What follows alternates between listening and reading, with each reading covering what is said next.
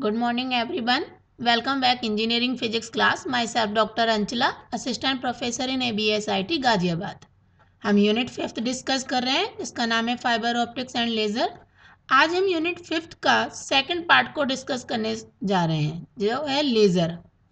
Laser आज का हमारा टॉपिक है absorption of radiation, spontaneous and stimulated emission of radiation and Einstein coefficient. Basically interaction of matter with radiation 3 type से हो सकता है, absorption of radiation, spontaneous and stimulated emission of radiation. तो आज जो हम लेजर का बेसिक है उसको समझेंगे कि इनमें से कौन सा टर्म या कौन सा प्रोसेस लेजर के लिए ज़रूरी है। तो सबसे पहले हम ये जान लेते हैं कि बेसिकली लेज़र होता क्या है। देखिए लेज़र क्या है, एक एक्रोनियम वर्ड है जो स्टैंड करता है कि the word laser is an acromion for light amplification by stimulated emission of radiation. तो इसको हम लिख लेते हैं कि लेज़र क्या है। The word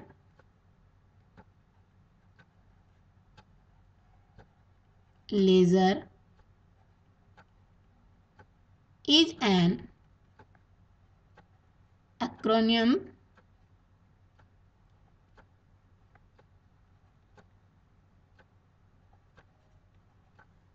for light amplification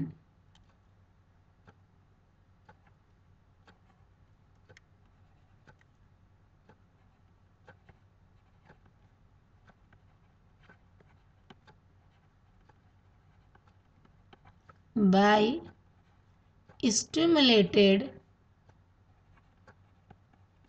emission of radiation, emission of radiation। और इसका वर्क क्या है लेज़र का कि it is a device, it is a device to produce a strong, intense,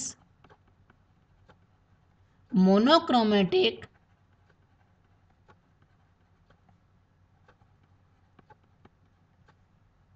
and collimated and highly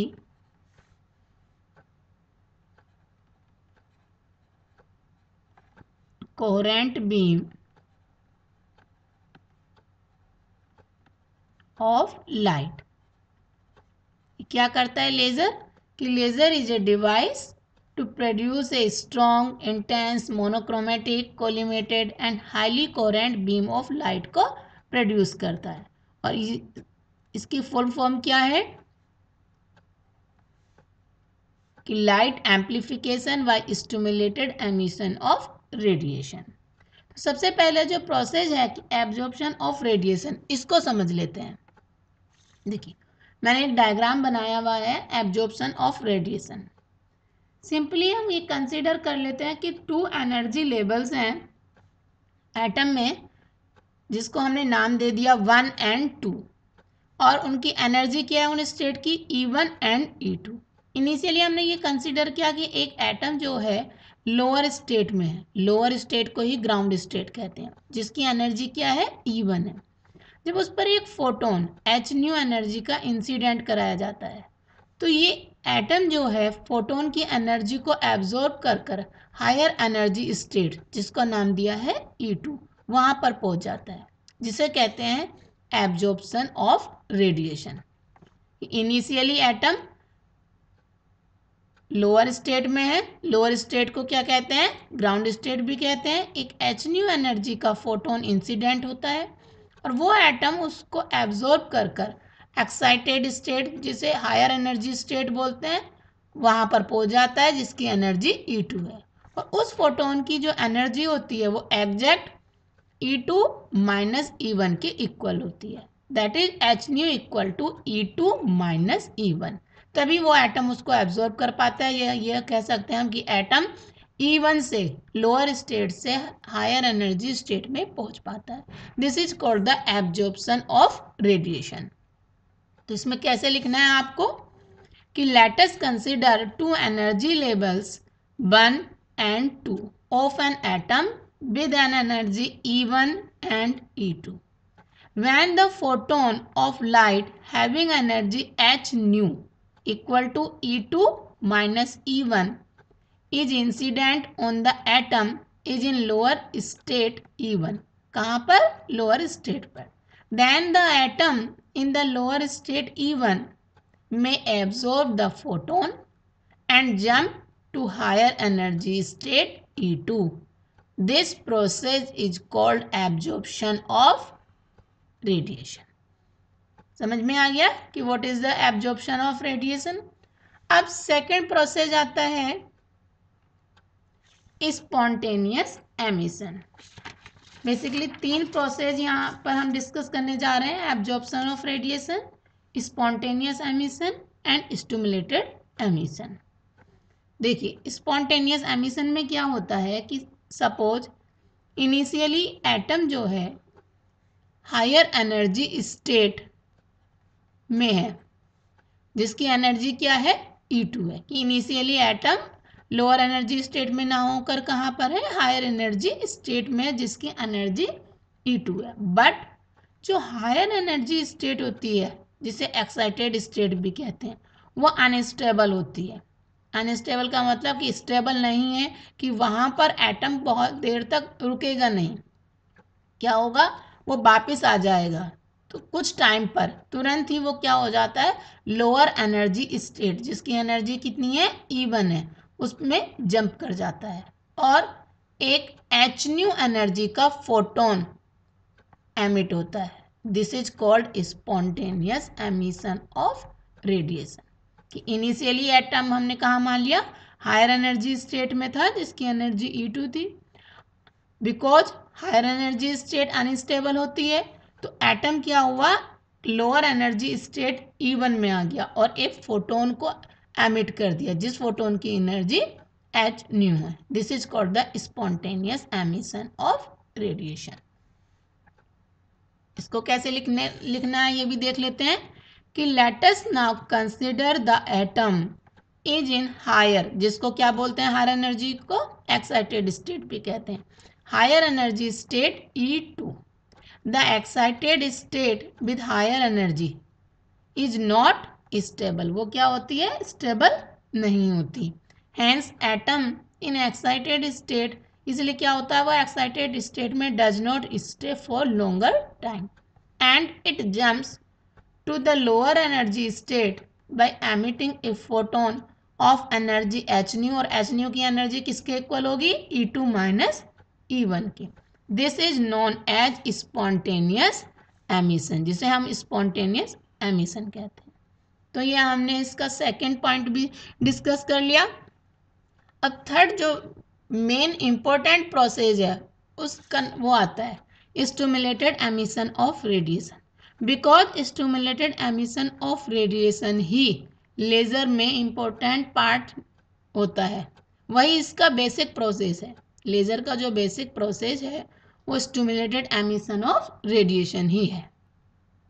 अब आता है आपका main process, stimulated emission of radiation. This is the basic process behind the laser. ये laser के पीछे एक basic process होता है जिस पे लेज़र वर्क करता है। इसमें देखिए क्या है, हमने इसमें भी इनिशियली कंसिडर कर लिया कि जो एटम है वो क्या है, हायर एनर्जी स्टेट में है, जिसकी एनर्जी क्या है, E2 है। अब हमने इससे पहले भी बताया कि जो हायर एनर्जी स्टेट है, जिसे हम एक्साइटेड स्टेट कहते हैं, वो अनस्टेबल होती है। वहाँ पर ये बहुत कम टाइम, लगभग 10 की पावर -8 सेकेंड तक ही ठहर सकता है। बट अगर उससे पहले ही एक फोटोन को वहाँ पर इंसिडेंट करा दें, जिसकी एनर्जी h न्यू है, तो ये एटम फोटोन से इंटरैक्ट करके लोअर एनर्जी स्टेट में आ जाता है। अब कितने फोटोन एमिट होते हैं, एक तो जो फोटोन इंसिडेंट कराया h न्यू, एंड दूसरा फोटोन जो एटम एक्साइटेड स्टेट से लोअर एनर्जी स्टेट में आता है तो वह एक फोटोन को एमिट करता है। तो इस तरीके से कितने फोटोन हो जाते हैं? 2 फोटोन हो जाते हैं। एक तो ओरिजिनल फोटोन जो इंसिडेंट कराया था, एक एमिटेड फोटोन। तो इस तरीके से एक के इस प्लेस पर आप कितने फोटोन एमिट हो रहे हैं? 2 फोटोन एमिट हो रहे हैं और दोनों फोटोन की एनर्जी क्या होती है? एच न्यू होती है। यहाँ पर दोनों फोटोन की एनर्जी सेम होती है, डायरेक्शन सेम होती है, डायरेक्शन ऑफ प्रोपोगेशन सेम होती है। इस तरीके से हमें क्या हुआ? एनर्जी जो थी फोटोन की, एनर्जी जो थी रेडिएशन की, वो क्या हो गई? हमारी इंक्रीज हो गई कि एक फोटोन की जगह अब कितने फोटोन मिल गए? नंबर ऑफ 2 फोटोन मिल गए जो दोनों ही सेम एनर्जी रखते हैं, दोनों की डायरेक्शन सेम होती है। तो this is called the stimulated emission of radiation. देखिए इसमें किस तरीके से लिखना है आपको कि suppose the atom is in excited energy state E2, उसकी एनर्जी कितनी है? E2, and a photon of energy H new, और एनर्जी कितनी है फोटोन की? H न्यू, किसके इक्वल है? E2 माइनस E1 के exact, is incident on it. This incident photon, ये जो इंसिडेंट फोटोन है इंटरेक्ट्स करता है with the atom and then induces the atom, atom को क्या करता है? इंड्यूस करता है या स्टिमुलेट करता है the atom to come down to the ground state. Ground state lower state को कहते हैं by emitting a new photon. Thus, when the atom ejects a photon due to the interaction with photon incident on it, the process is called stimulated emission of radiation. और ये जो emitted photon है has the exactly the same phase, direction and energy as the incident photon. तो इस process को क्या कहते हैं? स्टिमुलेटेड एमिशन ऑफ रेडिएशन कहते हैं। और यही प्रोसेस जो होता है वो बेसिक प्रोसेस है लेज़र का, जिसे स्टिमुलेटेड एमिशन ऑफ रेडिएशन बोलते हैं। इसकी कुछ कैरेक्टरिस्टिक्स होती हैं, उसको भी हम देख लेते हैं।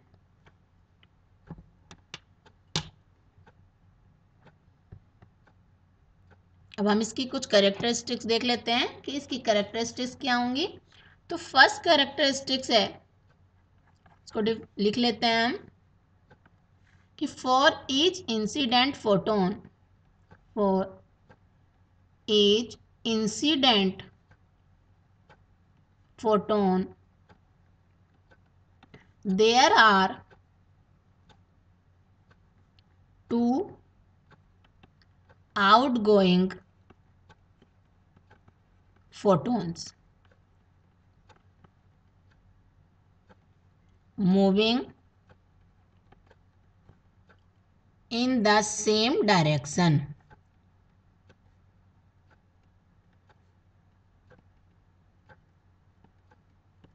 Second, कि the direction of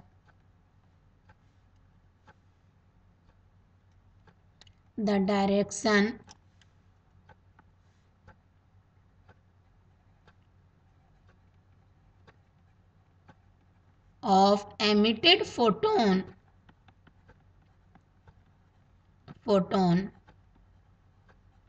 is same as the direction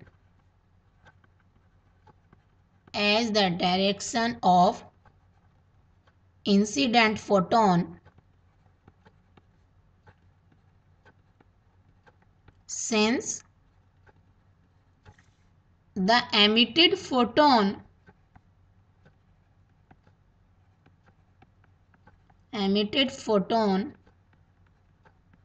has exactly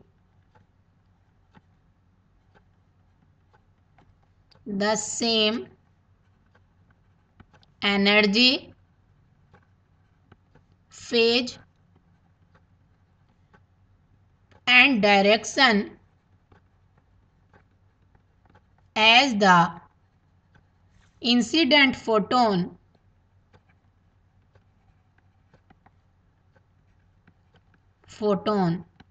we can achieve an amplified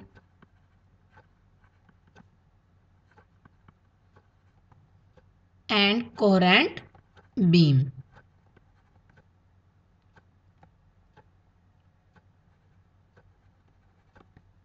इस तरीके से हमें क्या हो जाता है, एक कोहेरेंट बीम मिल जाती है, क्योंकि एक फोटोन जब इंसिडेंट करते हैं, for each incident photon they are two outgoing photons moving in the same direction and the direction of emitted photon is same as the direction of incident photon.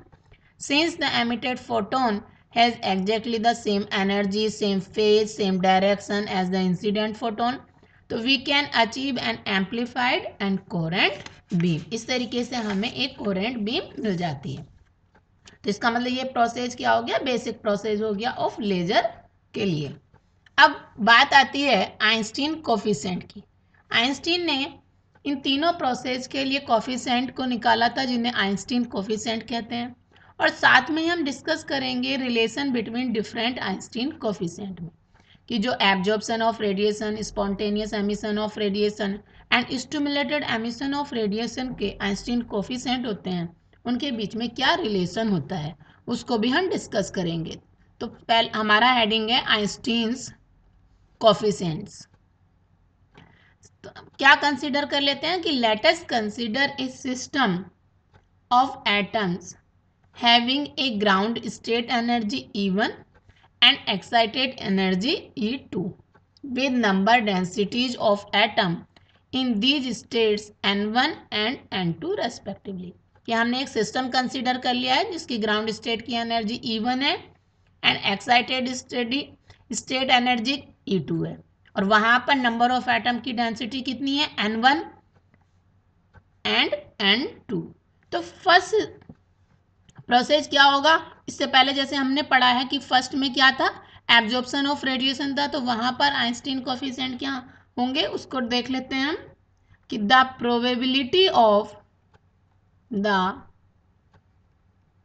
Probability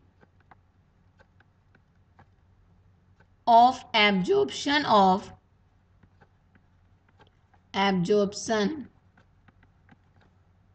that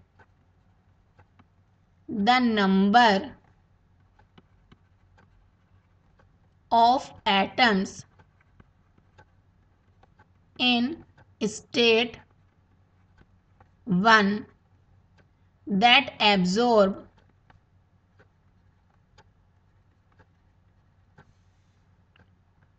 a photon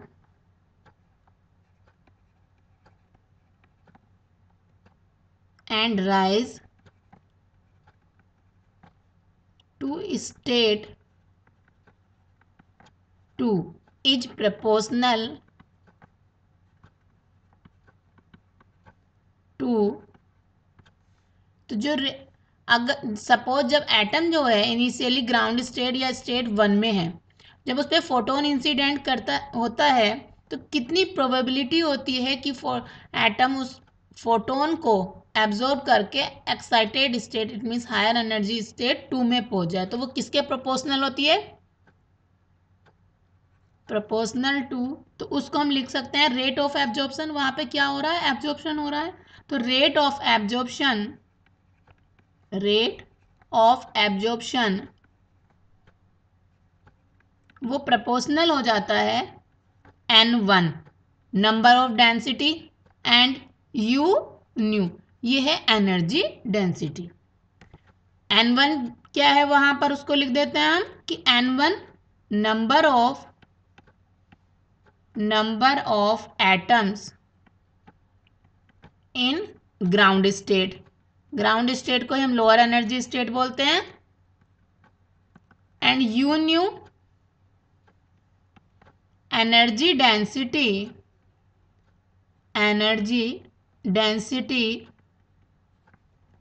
of incident radiation. वो क्या है, incident radiation की energy density है. तो जो probability होगी rate of absorption की, वो क्या होती है, डायरेक्टली प्रोपोर्शनल होती है number of atoms in ground state के and energy density of incident radiation की.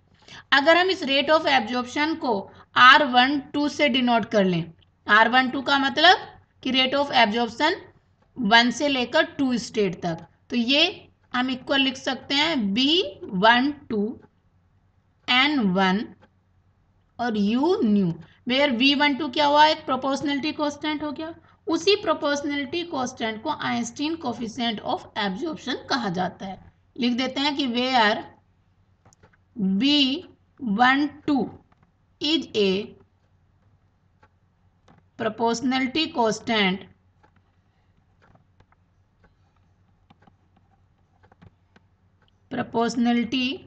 constant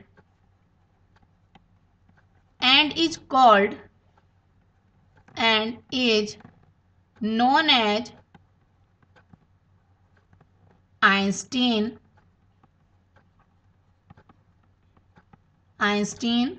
coefficient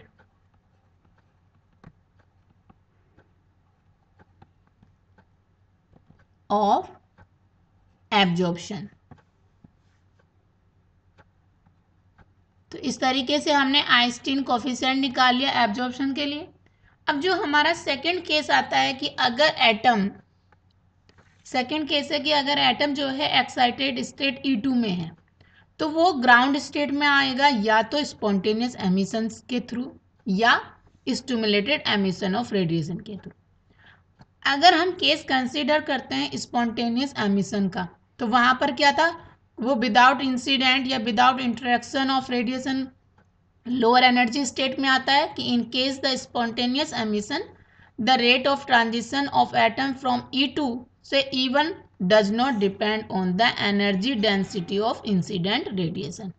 इसका मतलब वो क्या हुआ, energy density of incident radiation पर डिपेंड नहीं करेगा एंड ओनली प्रोपोर्शनल किसके होगा, number density of atom in the excited state के।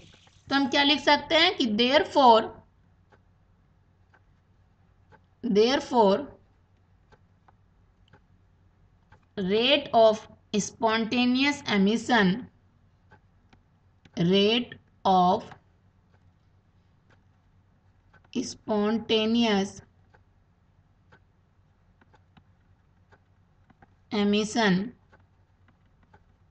अब वो किसके प्रोपोर्शनल होगा, ओनली N2 के, क्योंकि ये क्या होता है, इसमें एटम जो है एक्साइटेड स्टेट से लोअर एनर्जी स्टेट में आता है without the interaction of radiation. तो इसको अगर हम R21 से डिनोट कर लें तो R21 किसके डायरेक्टली प्रोपोर्शनल हो गया, N2 के। R21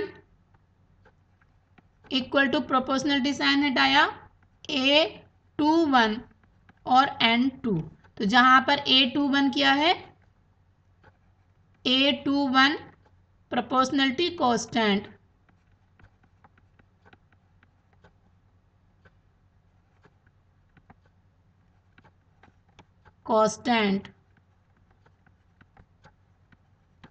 and is known as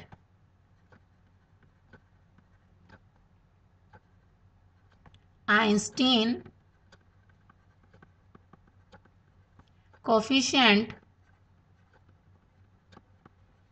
of spontaneous emission।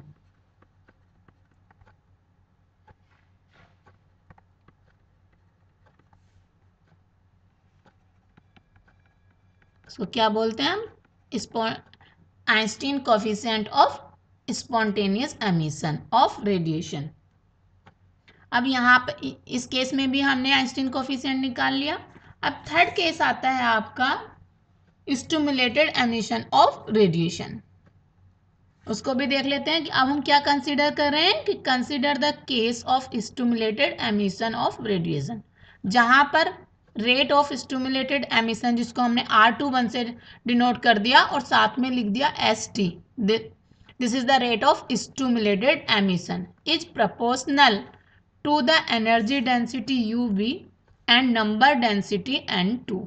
तो इसको क्या लिख सकते हैं हम कि R21 directly proportional N2 number density N2 and energy density U new. तो R21 किसके इक्वल आ जाएगा, B21 प्रोपोर्शनलिटी कांस्टेंट हो गया, N2 U न्यू, जहां पर क्या हुआ, वेयर B21 प्रोपोर्शनलिटी कांस्टेंट है, तो इसको हम क्या बोलेंगे, Einstein coefficient of stimulated emission of radiation, Einstein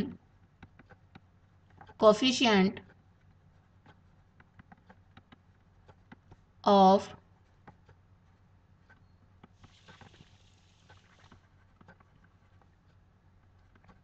stimulated emission of radiation. इस तरीके से हमने तीनों प्रोसेस के लिए आइंस्टीन कोफिशिएंट निकाल लिए। अब अगर हम इन तीनों कोफिशिएंट के बीच में रिलेशन फाइंड आउट करना चाहते हैं तो आगे देखिए डेरिवेशन कैसे करेंगे कि इन ए स्टेट, अगर थर्मल इक्विलिब्रियम कंडीशन की बात करें तो उसमें जो रेट होता है एब्जॉर्प्शन का और जो रेट ऑफ एमिशन था वो एग्जैक्ट सेम होना चाहिए। तो हम लिख लेंगे कि in a state of thermal equilibrium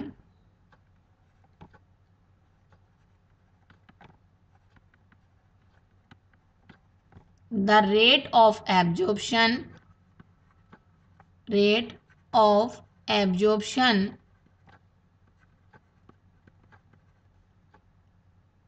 या ये कहें कि the rate of transition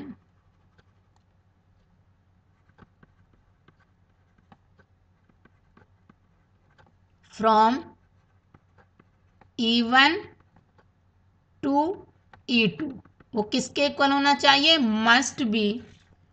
must equal the total rate of transition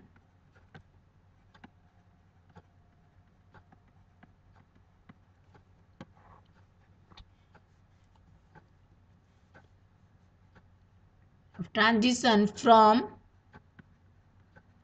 E2 to E1, कि जितना रेट E1 से E2 तक जाने का है वही रेट वो इक्वल होना चाहिए E2 से E1 तक आने में। तो इसका मतलब क्या हो गया कि रेट ऑफ एब्जॉर्प्शन किसके इक्वल हो गया, रेट ऑफ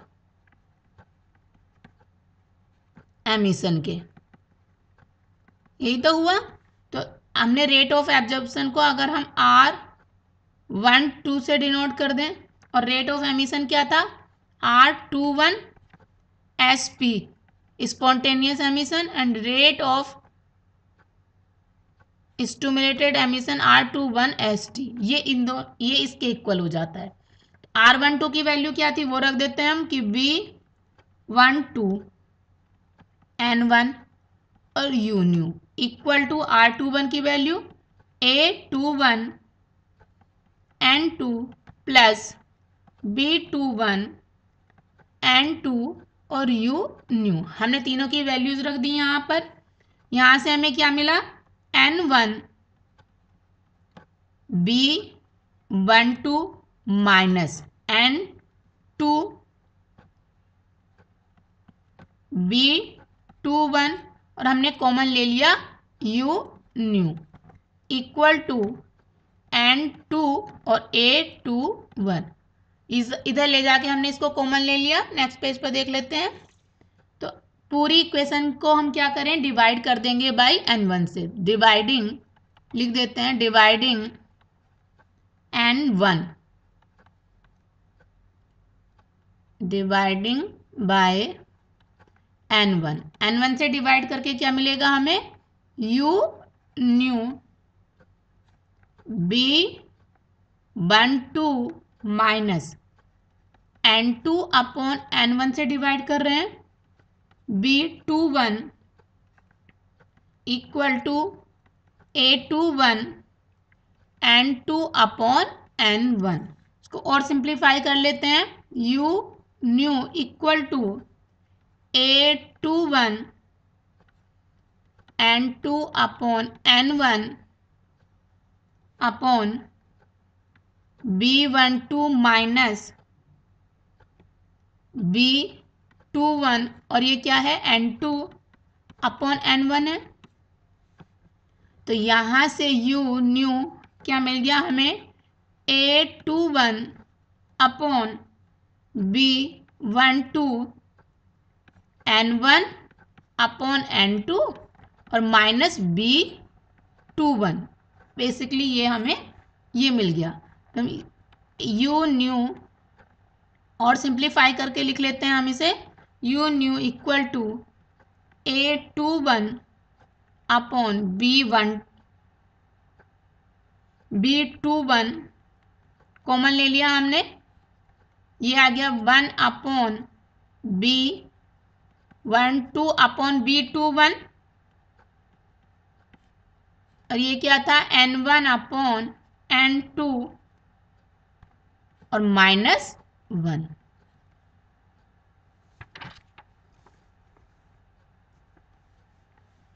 बट हमने इससे पहले यूनिट फर्स्ट सेकंड में जो क्वांटम मैकेनिक्स थी हमने वहां पे बोल्ट्जमैन डिस्ट्रीब्यूशन लॉ पढ़े थे, तो उसको हम यहां पर यूज करेंगे कि from Boltzmann distribution law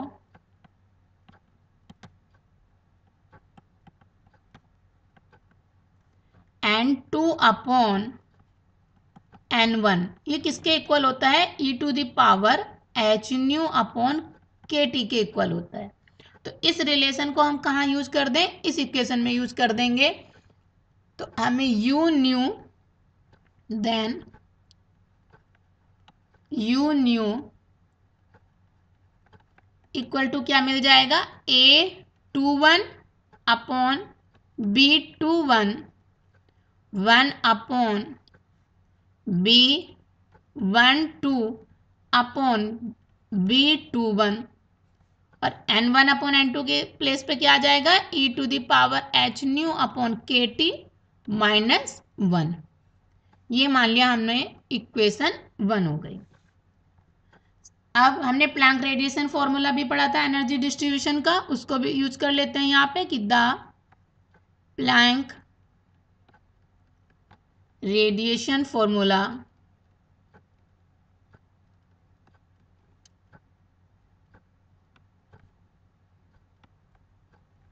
for energy distribution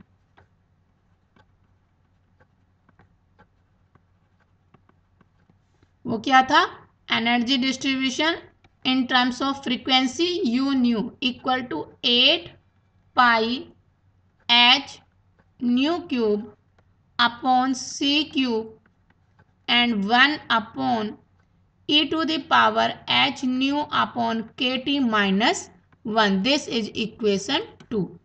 अगर हम इनकी आपस में कंपैरिजन कर लें तो देखिए क्या बनता है। तो हम कंपैरिजन कर लेते हैं इक्वेशन 1 एंड 2 की। लिख देंगे हम यहाँ पे comparing equation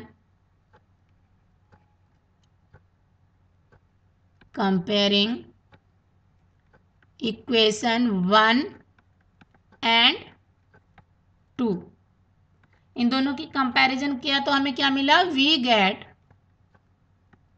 B12 upon B21 equal to 1। इसका क्या मतलब हो गया कि B12 equal to B21 and A21 upon B21 equal to 8 pi h nu cube upon c cube. इस इक्वेशन से क्या क्लियर है कि इट इज क्लियर, लिख देते हैं कि it is clear, it is clear that the ratio between spontaneous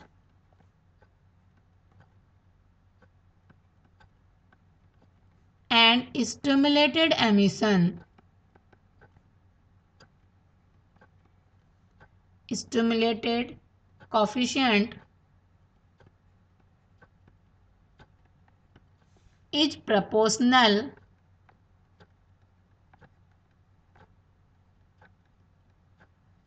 to nu cube. It means that at thermal equilibrium,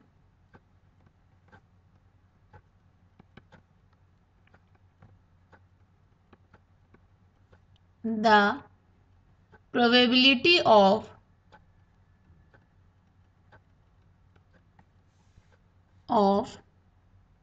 spontaneous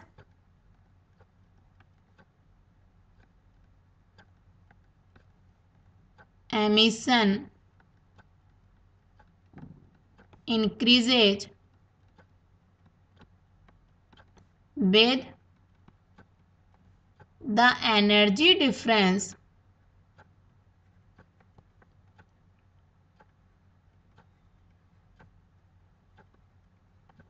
between two states.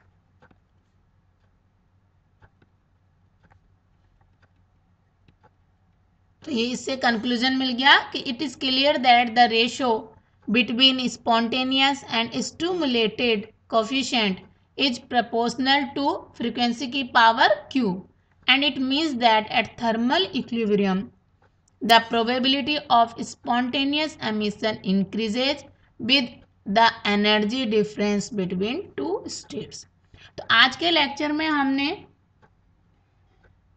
Absorption of radiation, spontaneous emission of radiation and stimulated emission of radiation को discuss किया और जो हमने ये पाया कि जो stimulated emission of radiation है this is the basic process behind the laser and साथ में हमने तीनों प्रोसेस के लिए आइंस्टीन कोफिशिएंट को कैलकुलेट किया और उन कोफिशिएंट के बीच में रिलेशन भी फाइंड आउट किया. Thank you.